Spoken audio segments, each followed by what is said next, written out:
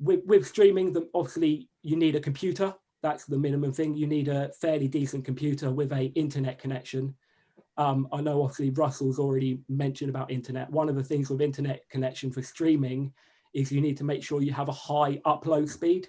A lot of internet connections will have a really high download speed, but your upload speed might be quite slow still.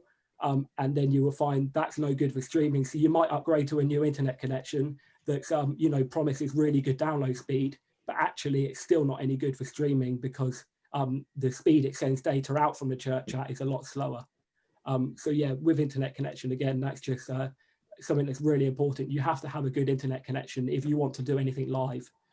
So, you know, a good internet connection is probably going to be top of anyone's list for live streaming. And then below that is going to be, you know, having a decent computer that can run the software you need to do the actual live stream.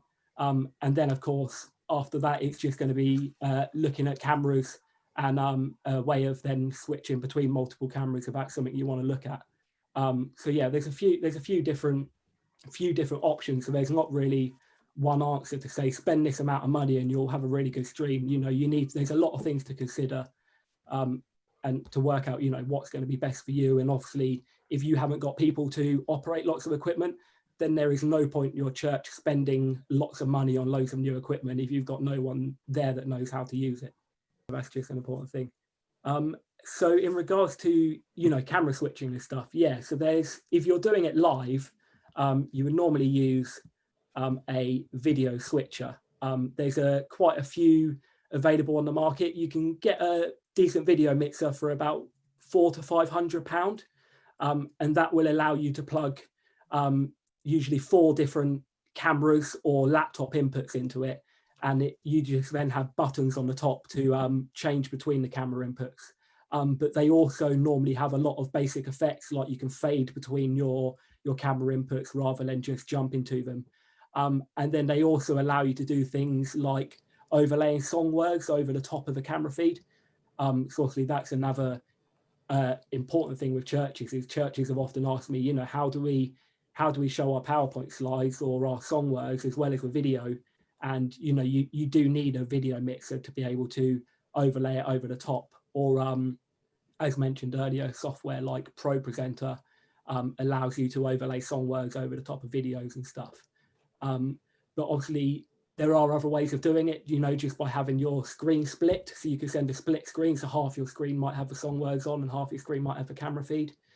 But obviously in an ideal world, you want to be able to overlay the song words over the top and have your camera full screen essentially.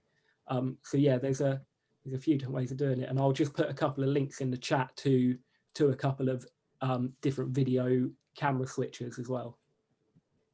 Let me just find them. So the budget way is kind of like, if you haven't got £500 to buy the mixer, like something like Pro Presenter is a sort of more budget way of combining words and video. For yeah, essentially Pro Presenter.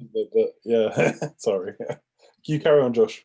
No, yeah. So yeah, Pro Presenter, yeah, essentially can do that, but it's sort of it's doing a different role to what the video mix is going to be doing. Yeah. So, but yeah, with Pro Presenter, you certainly can have one camera feed going into it, and then you can overlay song words over the top of it.